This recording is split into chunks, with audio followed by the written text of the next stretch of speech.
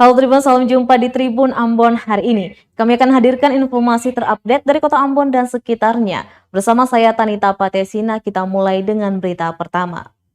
2 kali mangkir polisi Ambon akan panggil paksa Adiona dan istrinya. Kepolisian daerah Maluku akan memanggil paksa tersangka Adiona dan istrinya Gabriela Natalia Tirajo jika masih saja mangkir. Keduanya diketahui telah 2 kali tidak memenuhi panggilan kepolisian. Adi dan Gabriela sendiri ditetapkan sebagai tersangka kasus dugaan tindak pidana penipuan dan penggelapan. Dari 6 laporan yang diterima Polda Maluku, 4 diantaranya telah ditingkatkan dari penyelidikan ke penyidikan. Dari 4 laporan tersebut, total kerugian yang dialami pelapor mencapai lebih dari 7,7 miliar rupiah. Dijelaskan Adi Yohana adalah residif kasus serupa. Ia pernah menjalani hukuman pidana di Bali. Adi Yohana sendiri dikabarkan meninggal dunia. Meski begitu, hingga kini bukti kebenaran kabar tersebut belum diterima secara resmi oleh Polda Maluku.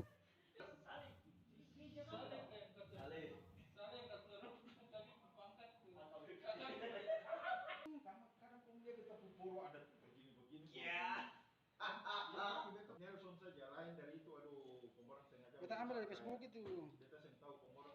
Maksud apa?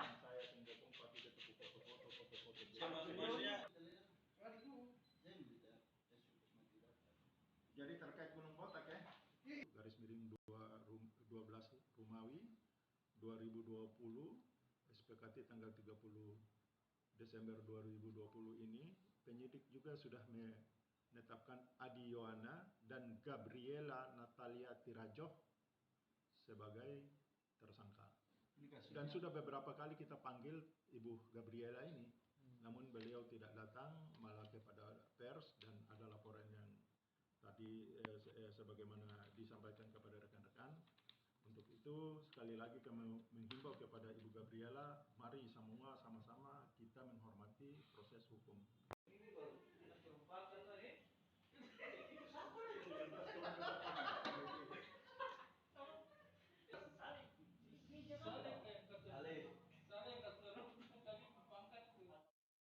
Kembali diuji 6 peserta calon seleksi kota presentasikan makalah pada seleksi terbuka. 6 peserta seleksi Sekretaris Kota Ambon kembali diuji dalam tahap presentasi makalah di Hotel Amaris, Jalan Diponegoro, Kota Ambon, Sabtu 23 Oktober 2021 siang.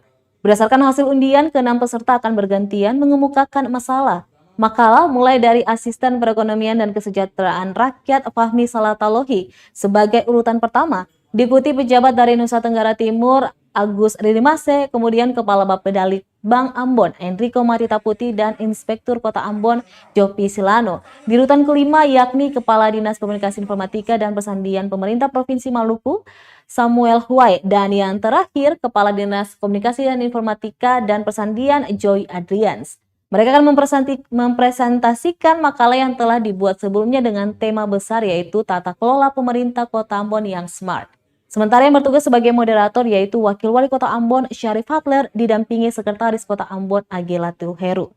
Sebelum memulai presentasi, Hatler mengatakan tiap peserta memiliki waktu 15 menit untuk presentasi dan 15 menit untuk tanya jawab dengan 7 panitia seleksi.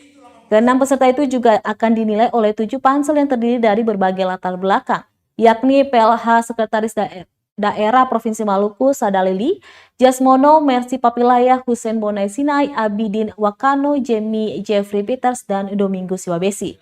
Sesuai dengan aturan, para calon sekot itu akan berada di ruangan lain sambil menunggu giliran dan tidak diizinkan menggunakan handphone. Giliran dan tidak diizinkan menggunakan handphone. Giliran dan tidak diizinkan menggunakan handphone. Giliran dan tidak diizinkan menggunakan handphone. Giliran dan tidak diizinkan menggunakan handphone. Secara nasional, kita hanya 1 poin di bawah DKI. DKI itu 80.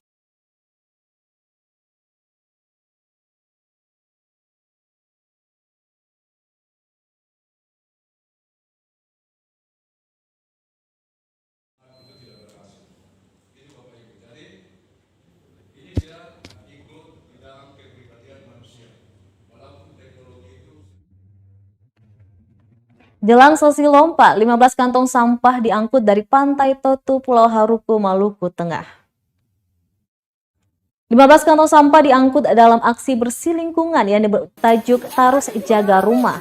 Aksi ini merupakan inisiasi Eco Defender Ekanusa bersama komunitas Demulungs dan Rumah Ragam. Selain itu, para kewang cilik negeri Haruku juga terlibat dalam kegiatan ini. Kurang dari 30 menit, 15 kantong sampah berhasil diangkut dari area Pantai Totu, Pulau Haruku, Maluku Tengah. Pantai berpasir putih dengan jernihnya air laut itu didominasi sampah plastik kemasan minuman. Menurut koordinator aksi Angel Lesina, terkotorinya pantai menjadi alasan kenapa aksi ini dilakukan di negeri Haruku. Apalagi pada Senin 25 Oktober 2021 pekan depan akan digelar acara adat Sasi Lompa. Sasi Lompa sendiri merupakan tradisi adat yang diselenggarakan di negeri Haruku, Maluku Tengah, di mana dalam tradisi ini akan ada penangkapan ikan lompa oleh warga Haruku, juga warga yang berkunjung. Tradisi Sasi Lompa setiap tahunnya selalu dinantikan oleh warga Haruku, juga pengunjung dari daerah lain di Maluku.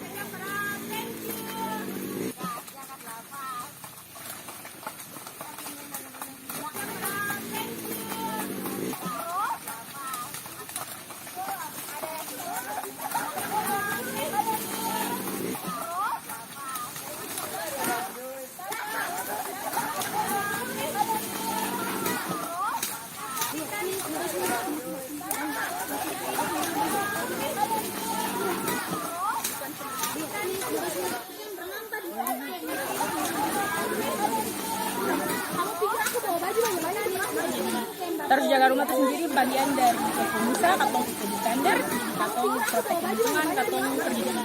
Tarus Jaga Rumah itu sekarang bagian dari katong Ekanusa, katong Eco Defender, katong Pulau Haruku juga, katong pergi sekarang. Terus sama dengan teman-teman komunitas, katong sama-sama dari Ambon Eco Defender, Pulau Haruku Ragam, terus sama sekarang. Terus sama dengan teman-teman komunitas, katong sama dari Ambon Eco Defender, Pulau Haruku Ragam, terus sama sekarang. Terus sama dengan teman dan katong angkat sampah dari Ambon Eco Defender, Ragam, bersama dengan dan katong angkat sampah dari Ambon Eco Defender, Ragam, bersama dengan dan katong angkat sampah dari Ambon Eco Defender. Kenapa harus di sini aksinya? Kenapa harus di sini aksinya? Kenapa harus di sini aksinya? Kenapa harus di sini aksinya? Kenapa harus di sini aksinya? Kenapa harus di sini?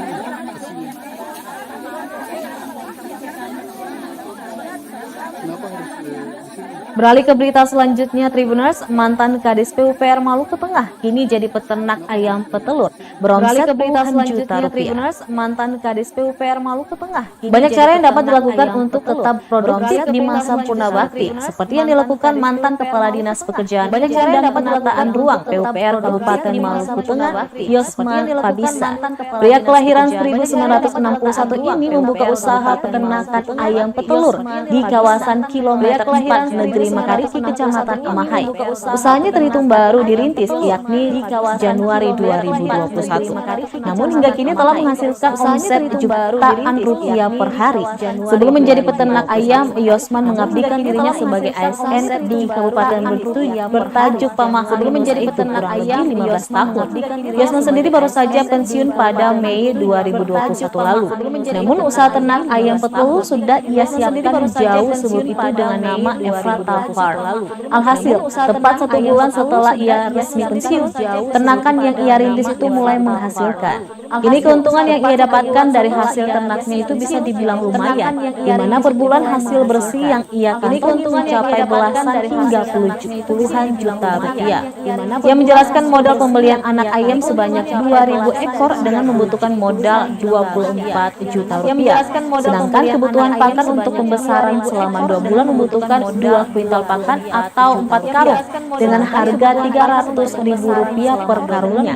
Sehingga kata dia jika 4 karung akan membutuhkan biaya sekitar 1,2 juta rupiah per bulan. Ia menjelaskan bahwa ayam petelur jenis ayam ras ini baru akan memproduksi telur di usia 18 sampai 19 minggu atau sekitar 6 bulan. Dijelaskan agar keuntungan yang diraih besar, maka harus memproduksi dengan skala besar. 200 ekor ayam itu kini memproduksi 5 sampai 10 tingkat telur per hari. Pundi-pundi rupiah yang dikumpulkan pun tidak sedikit, di mana per hari ia mampu mengumpulkan sebanyak 1.500 rupiah hingga 2 juta. Di mana per hari maksud kami 1,5 juta rupiah hingga 2 juta rupiah per harinya.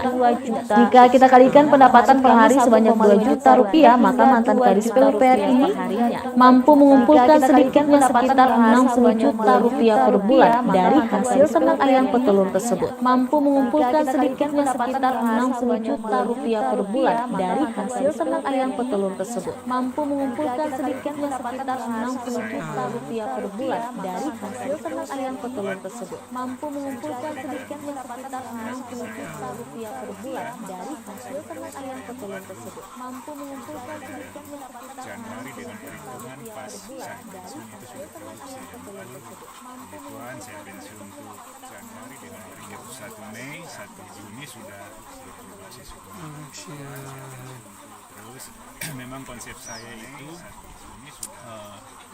integrated farming, artinya bukan cuma ayam tapi di sini nanti akan ada pertanian integrated farming. Di sana saya ada tanam bukan cuma ayam dan itu sini nanti akan kemudian di sebelah sana nanti lihat ada kolam ikan bioflok sana saya ada tanam. Jadi itu saling menghidupkan. Ikan. Jadi nanti jadi jagung saling makanan ayam kan. Kotoran-kotoran nanti mungkin sebagian untuk pupuk kembali ke saling makanan ayam, jagung dan sebagian untuk pembesaran ikan. Nah, saya cuma mau menjelaskan kepada masyarakat bahwa kita bisa sebenarnya, bisa untuk mulai dari kecil masyarakat bahwa ayam kita bisa ayamnya, telur maupun ayam kampung bisa mau. Ayam kita bisa ayamnya, telur maupun ayam kampung bisa mau. Menarik mengisi akhir pekan. Namun bagi Tribuners yang ingin tetap tenang dalam hening, pantai yang satu ini sangat recommended.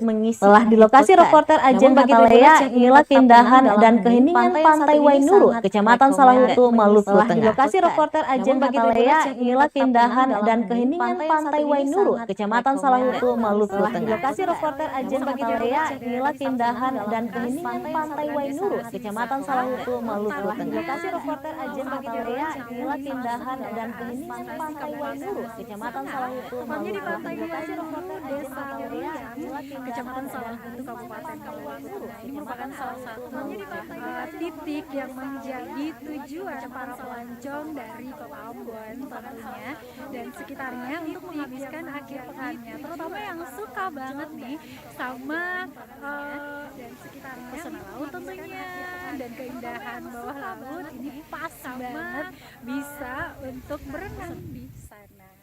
Dan tempat ini kerap sekali dikunjungi di akhir pekan tentunya, namun berbeda dengan akhir pekan ini. Kali ini dari pantauan kami sepi-sepi saja dan lenggang banget buat kalian yang suka sama tempat yang tidak terlalu ramai namun kece banget untuk bisa menikmati bareng keluarga atau orang-orang terkasih kalian. Boleh datang di sini dan nikmatin. Untuk masuk di pantai ini, nah untuk mencapai pantai ini Tribuners dari Kota Ambon hanya membutuhkan waktu sekitar 30 hingga 45 menit.